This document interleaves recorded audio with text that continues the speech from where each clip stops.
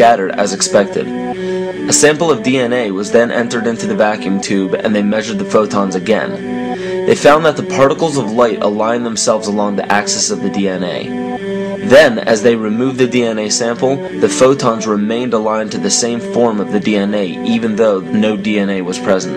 This is what is known as the phantom DNA experiment. Science has now bridged a very important gap between physical and ethereal, or spiritual. Our emotions directly affect the structure of our DNA, which directly shapes the physical world we experience every day. So the messages left by the ancients that we've explained here were more than just prophecies about a one-world government or a new world order. We now understand why the study of the heavenly bodies were so important. The rotation and orbit of all that makes up our universe serves as a clock to map changes and transitions. This helped the ancients understand that the change of the heavenly bodies were a mirror to the changes of all existence. December 21st, 2012 is simply a natural transition from one form of energy to the next, the transcendental evolution of man. This date is what's known as 0 point. Our sun, as well as our planet Earth, is losing its magnetic field as the Earth is slowing in its rotation. All the while, its base resonant frequency, also known as the Schumann cavity resonance, is increasing in accordance with the predictable sequence of the Fibonacci theory.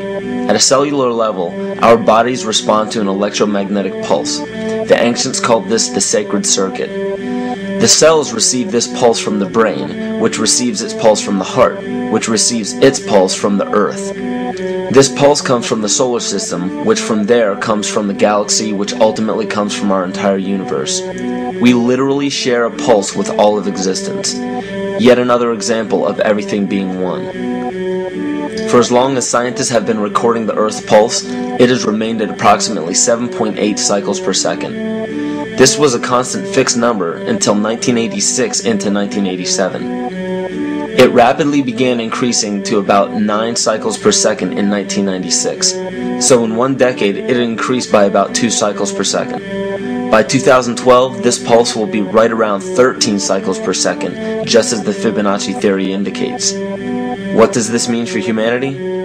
Just as cymatics has shown that higher frequencies result in more complex patterns, we are now experiencing the beginning of a major shift in both physical and spiritual vibration. It's difficult to understand what exactly will happen to our physical bodies, but ancient scriptures, pagan and monotheistic religions, mystery schools, and secret fraternal orders have all given indications as to what this experience will be like.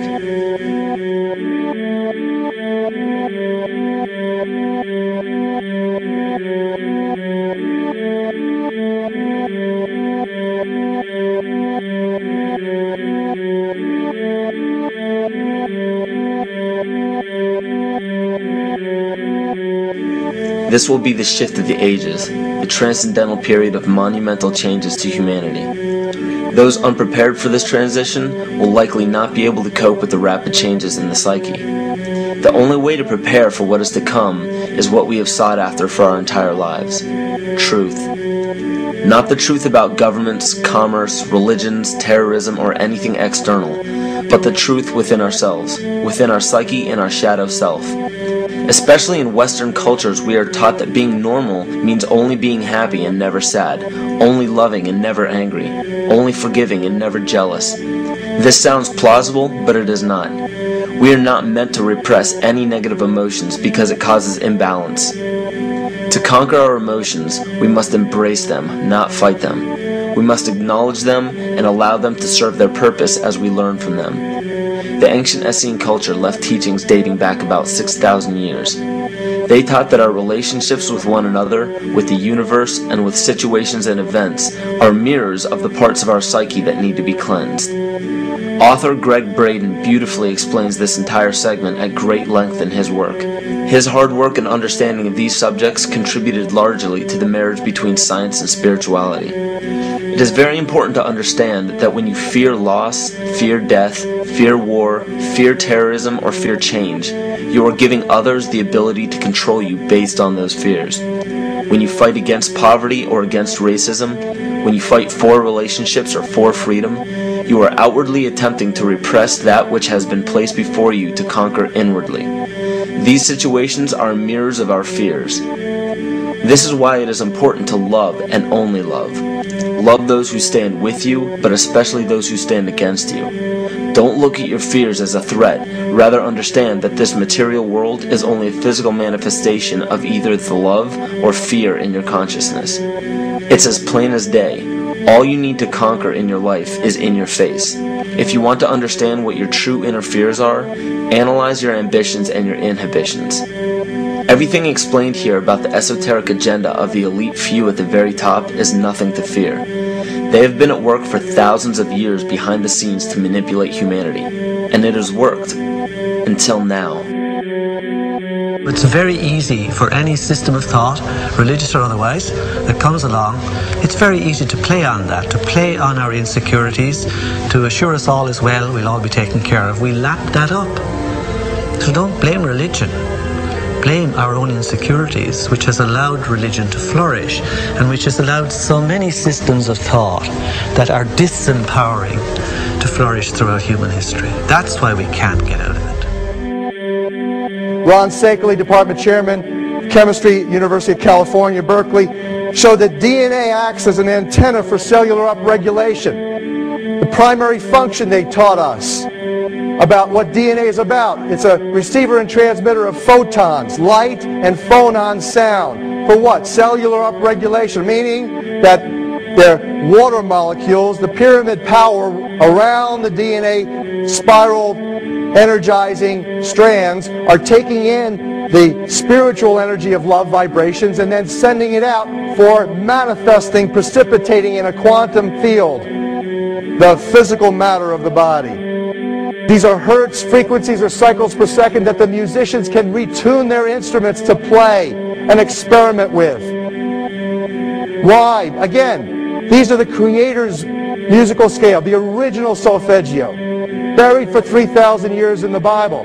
So the ancient priests who knew how to levitate the huge stones for the building of the pyramids, and the Masonic knowledge that predated ancient Egypt, the ability to have this information, these frequencies, serve the function of creation, destruction, and miracles on behalf of the empowered people who had access to this knowledge. I say that because of this metaphor.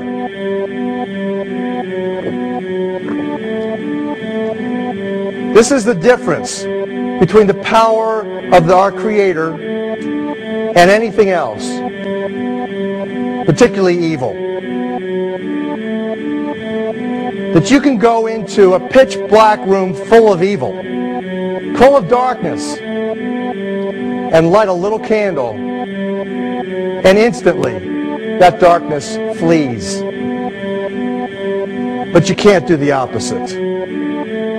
You can't go into a well-lit room full of truth and wisdom and righteousness and joy and health and harmony with the universal power.